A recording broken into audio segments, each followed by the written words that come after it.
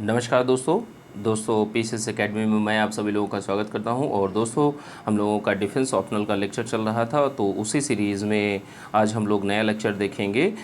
जो नया टॉपिक है भारतीय विचारक के सुब्रमण्यम। तो ये नया सिलेबस में जोड़ा गया है और इनकी भूमिका क्या रही और इनका योगदान क्या रहा और जो सुरक्षा नीतियाँ हैं उनमें इनकी भूमिका क्या रही, तो इन सारी चीज़ों के बारे में आज हम लोग देखेंगे। ठीक है। और दोस्तों, आप लोगों को मेरा कार्य अच्छा लगता है तो आप लोग लाइक भी कर दिया करिए। ठीक है। और दोस्तों, डिफेंस ऑप्शनल का व्हाट्सअप ग्रुप भी चल रहा है, तो जो लोग भी ज्वाइन करना चाहते हैं ज्वाइन कर सकते हैं। ये सारी की सारी पीडीएफ और टेस्ट सीरीज़ और सारे चीज़ें आप लोगों को व्हाट्सएप ग्रुप में ही मिल रही हैं। ठीक है।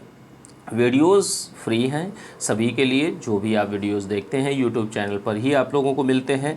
ठीक है। और व्हाट्सअप ग्रुप ज्वाइन करने के लिए आप लोग डिस्क्रिप्शन बॉक्स में डिटेल को चेक कर सकते हैं। जीएस का भी व्हाट्सअप ग्रुप चल रहा है तो उसको भी देख सकते हैं। ये आपकी इच्छा के ऊपर निर्भर करता है, कोई कंपलसरी नहीं है। ठीक है। चलिए, आज का जो लेक्चर है वो के सुब्रमण्यम के बारे में है। तो इनको माना जाता है कि अंतर्राष्ट्रीय राजनीतिक मामलों के यह विश्लेषक माने जाते हैं। ठीक है। एक पत्रकार थे और सिविल सेवक भी थे। ठीक है। सिविल सेवक थे और इनका जन्म जो हुआ था 1929 में हुआ था और इनकी मृत्यु जो हुई है 2011 में हुई है। तो इन्होंने आज़ादी के बाद में जो भारतीय सुरक्षा नीति है उसमें बहुत बड़ा योगदान रहा। ठीक है। और ये भारत के परमाणु निवारक सिद्धांत के प्रमुख व्यक्तियों में से एक माने जाते हैं। ठीक है, ध्यान रखिएगा।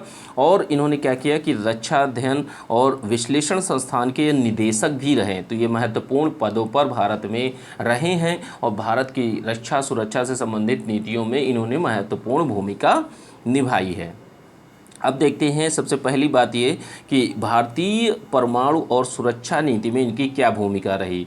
ठीक है। तो देखिए 1998 में क्या हुआ था कि अटल जी की जब सरकार थी तो उस समय यह राष्ट्रीय सुरक्षा परिषद के सलाहकार बोर्ड के संयोजक रहे थे। ठीक है। और इन्होंने इनका जो संयोजक थे, ठीक है, तो इन्होंने एक चीज़ दी थी। ठीक है। उस अवधारणा को जो हमारी सुरक्षा नीति है उसमें यूज़ किया गया।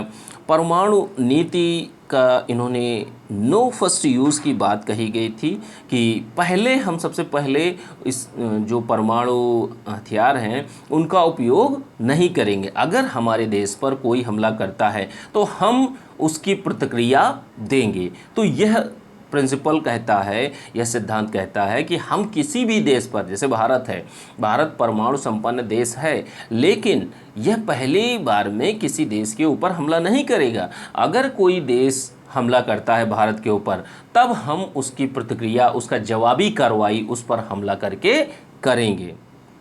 और क्या करते हैं कि जैसे जो हमारे यहाँ परमाणु परीक्षण जो हुए थे 1974 में पोखरण में हुए थे और 1998 में इन्होंने शक्ति परीक्षण का इन्होंने अनुमोदन भी किया था। ठीक है। तो ये कुछ बातें थी। आगे देखते हैं जो हमारे यहाँ का भारतीय परमाणु कार्यक्रम है। ठीक है। तो जो भारतीय इंडियन जो एटॉमिक प्रोग्राम था तो उसके यह वैचारिक स्तंभ माने जाते हैं। ठीक है। सबसे पहली बात क्या है, इनको परमाणु कार्यक्रम के एक वैचारिक स्तंभ के रूप में जाना जाता है। और क्या है कि 1974 में जब परमाणु परीक्षण किया गया था तो उस समय यह बात आई थी। ठीक है। उस समय कहा गया था मुस्कुराते हुए बुद्ध का परीक्षण हुआ था, मतलब बुद्ध मुस्कुराए, ऐसी बातें आई थी कि जो व्यक्ति कभी भी जो परमाणु परीक्षण है उन सब चीज़ों की बात नहीं करता था और हमेशा शांति और स्थापना, शांति और वैश्विक शांति की बात करता था, तो ऐसे में जो भारत देश था, भारत ने 1974 में परमाणु परीक्षण करके पूरे विश्व को आश्चर्यचकित कर दिया था। और उसी समय कहा गया था बुद्ध मुस्कुराए। इसका संदर्भ ये था कि बुद्ध कभी भी अहिंसा की बात नहीं करते थे। ठीक है। मतलब हमेशा अहिंसा की बात करते थे, हिंसा की कभी बात नहीं करते थे। और इसीलिए इन्हीं संदर्भों में बुद्ध मुस्कुराए इसी वाक्य को दिया गया था। और क्या है कि जैसे 1998 में शक्ति श्रृंखला हथियारों के परीक्षण के साथ में ये जो भारतीय परमाणु कार्यक्रम है यह समाप्त होता है और परमाणु निशस्त्रीकरण के सभी प्रस्तावों को अस्वीकार कर दिया जाता है। क्योंकि देखिए सभी राष्ट्रों के अपने अपने अलग अलग हित होते हैं, राष्ट्रीय हित होते हैं। तो इन हितों की पूर्ति हेतु भाई कहीं ना कहीं अगर पाकिस्तान के पास में अगर परमाणु हथियार है, भारत के पास में नहीं है, तो ऐसी स्थिति में भारत की सुरक्षा को बहुत बड़ा खतरा है। तो ये बहुत बड़ी समस्याएं थी।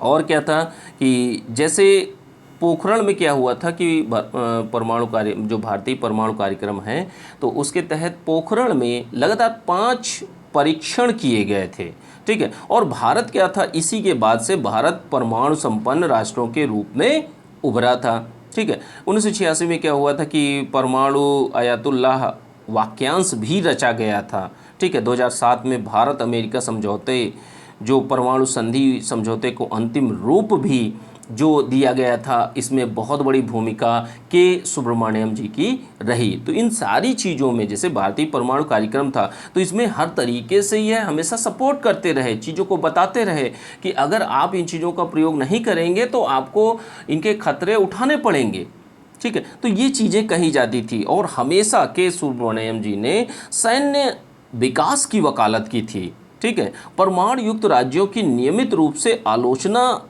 करते हैं ये, ठीक है।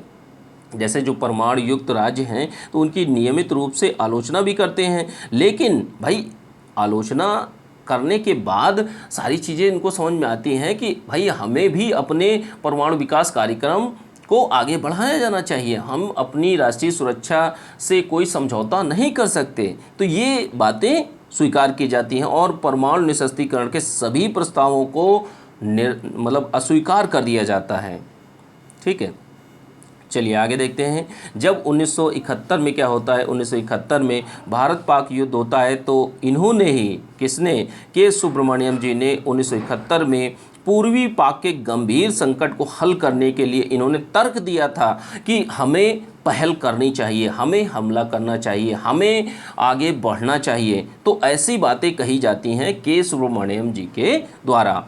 और भी कई मुद्दों पर इन्होंने बात कही है कि जैसे बढ़ता शरणार्थी संकट, उस समय जैसे जिस समय पूर्वी पाकिस्तान को बांग्लादेश कहा जाता था 1971 में, और 1971 में जब भारत में शरणार्थियों की संकट बहुत ज़्यादा गहराया, मानवीय संकट को दूर करने के लिए इन्होंने सैन्य हस्तक्षेप के बिना इस चीज़ का हल नहीं किया जा सकता, ऐसी बातें कही गई थी के सुब्रमण्यम जी के द्वारा। और 1979 में क्या हुआ था कि संयुक्त खुफिया समिति के यह अध्यक्ष भी बनाए गए थे। परमाणु कार्यक्रम को इन्होंने पुनः शुरू करने के लिए एक कैबिनेट को पत्र भी लिखते हैं। तो हर तरीके से यह सैन्य विकास को बढ़ावा देने की बात करते हैं, ठीक है। तो ये सारी चीज़ें हमें प्राप्त होती हैं इनकी सेवाओं से जो इन्होंने किया और जो के सुब्रमण्यम जी करते हैं, ठीक है, भारत के सैन्य विकास के लिए। और ऐसी परिस्थितियों में जो 1971 में जो वार हुआ था भारत और पाकिस्तान के बीच में, तो इस युद्ध में भी इनकी बहुत बड़ी योगदान रहता है। और ये हर तरीके से सलाह देते हैं कि आप जो मानवीय संकट उभर रहा है और जो शरणार्थियों की समस्या बढ़ रही है, तो ऐसे समय में आप लोगों को क्या है, ऐसे समय में हर तरीके से देश की रक्षा के लिए, देश में कोई संकट ना आए इसलिए, और इस चीज़ के लिए, इस संकट से निपटने के लिए सैन्य हस्तक्षेप जरूरी है, ठीक है। और क्या होता है कि भारत अमेरिका परमाणु समझौता होता है 2007 में, ठीक है, ध्यान रखिएगा। 2011 में इनकी मृत्यु होती है, तो 2007 में जो भारत अमेरिका के बीच में जो असैन्य परमाणु समझौते के यह अधिवक्ता भी बने थे। तो इन्होंने बहुत बड़ा योगदान दिया है भारत और अमेरिका परमाणु समझौते में, और इनके कार्यों का रूस पर बहुत गहरा प्रभाव पड़ा था, ठीक है। राष्ट्रीय सुरक्षा परिषद के पक्ष में निर्णय लेने की इन्होंने वकालत भी की थी। तो ये बातें कही जाती हैं के सुब्रमण्यम जी के द्वारा, ठीक है।